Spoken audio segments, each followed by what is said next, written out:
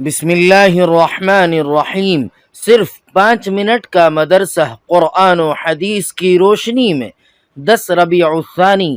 Number 1، اسلامی تاریخ۔ مسلمانوں پر کفار کا ظلم و ستم۔ کفار و مشرکین مسلمانوں پر بہت زیادہ ظلم و ستم ڈھاتے تھے اور دین حق قبول کرنے کی وجہ سے ان کے ساتھ انتہائی بے رحمانہ سلوک کرتے تھے۔ چنانچہ امیہ بن خلف اپنے غلام حضرت بلال حبشی رضی اللہ تعالی عنہ کو تپتی ہوئی ریت پر کبھی پیٹھ کے بل لٹا کر تو کبھی پیٹ کے بل لٹا کر بھاری پتھر رکھ دیتا اور انہیں مارتے ہوئے اسلام چھوڑنے کو کہتا، مگر اس حالت میں بھی حضرت بلال رضی اللہ تعالی عنہ احد احد کہتے رہتے، یعنی ایک ہی خدا کو پکارتے۔ اسی طرح حضرت عمار بن یاسر رضی اللہ تعالی عنہ اور ان کے والدین جب مسلمان ہوئے تو کفار انہیں بے پناہ تکلیفیں پہنچاتے تھے۔ جب حضور صلی اللہ علیہ وسلم ان کے پاس سے گزرتے تو ان کی حالت زار کو دیکھ کر فرماتے، یاسر کے خاندان والو صبر کرو، تمہارا ٹھکانہ جنت ہے۔ حضرت عمار بن یاسر رضی اللہ تعالی عنہ کے والد اور والدہ کو مشرکین نے تکلیف پہنچاتے ہوئے شہید کر ڈالا تھا۔ الغرض کفار نے مسلمانوں کو تکلیف پہنچانے میں کوئی کمی نہیں چھوڑی۔ غلاموں سے لے کر معزز لوگوں تک کو ستایا گیا، درختوں پر لٹکایا گیا، پیروں میں رسیاں باندھ کر گھسیٹا گیا، پیٹ اور پیٹھ پر پتھر کی تپتی ہوئی سلیں بھی رکھی گئیں۔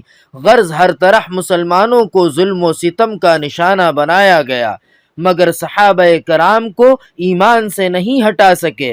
صحابہ نے تمام مصیبتوں کو برداشت کر کے دین حق کو سینے سے لگائے رکھا، رضی اللہ عنہم ورضوا عنہ۔ نمبر 2، حضور صلی اللہ علیہ وسلم کا معجزہ۔ آپ صلی اللہ علیہ وسلم کے کرتے کی برکت۔ حضرت اسماء بنت ابی بکر رضی اللہ تعالی عنہا کے پاس آپ صلی اللہ علیہ وسلم کا ایک کرتا تھا۔ مدینے میں جو بھی بیمار ہوتا اس کرتے کو دھو کر بیماروں کو اس کا پانی پلاتی اور بیماروں کے بدن میں اس کو لگاتی تو اسے شفا حاصل ہو جاتی۔ نمبر 3، ایک فرض کے بارے میں، امانت کو واپس کرنا۔ قرآن پاک میں اللہ تعالی فرماتا ہے، اللہ تعالی تم کو حکم دیتا ہے کہ جن کی امانتیں ہیں ان کو لوٹا دو۔ فائدہ: اگر کسی نے کسی شخص کے پاس کوئی چیز امانت کے طور پر رکھی ہو تو مطالبے کے وقت اس کا ادا کرنا ضروری ہے۔ نمبر 4، ایک سنت کے بارے میں، محتاجگی و ذلت سے پناہ مانگنا۔ رسول اللہ صلی اللہ علیہ وسلم نے فرمایا، فقر و محتاجگی اور ذلت سے اس طرح پناہ مانگا کرو، نعوذ باللہ من الفقر والقلت والذلت وان نظلم او نظلم۔ ترجمہ: ہم اللہ کی پناہ چاہتے ہیں فقر و فاقہ اور ذلت سے، اور اس سے کہ ہم کسی پر ظلم کریں یا ہم پر کوئی ظلم کرے۔ نمبر 5، ایک اہم عمل کی فضیلت، حلال روزی حاصل کرنا۔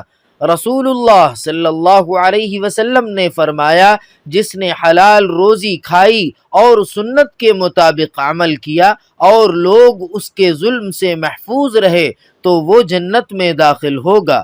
نمبر 6، ایک گناہ کے بارے میں، شرک کرنے والے کی مثال۔ قرآن پاک میں اللہ تعالی فرماتا ہے، تم صرف اللہ کی طرف متوجہ رہو، اس کے ساتھ کسی کو شریک مت ٹھہراؤ، اور جو شخص اللہ کے ساتھ شرک کرتا ہے تو اس کی مثال ایسی ہے جیسا کہ وہ آسمان سے گر پڑا ہو، پھر پرندوں نے اس کی بوٹیاں نوچ لی ہوں، یا ہوا نے کسی دور دراز مقام پر لے جا کر اسے ڈال دیا ہو۔ نمبر 7، دنیا کے بارے میں، دنیاوی زندگی دھوکہ ہے۔ قرآن پاک میں اللہ تعالی فرماتا ہے، دنیاوی زندگی تو کچھ بھی نہیں، صرف دھوکے کا سودا ہے۔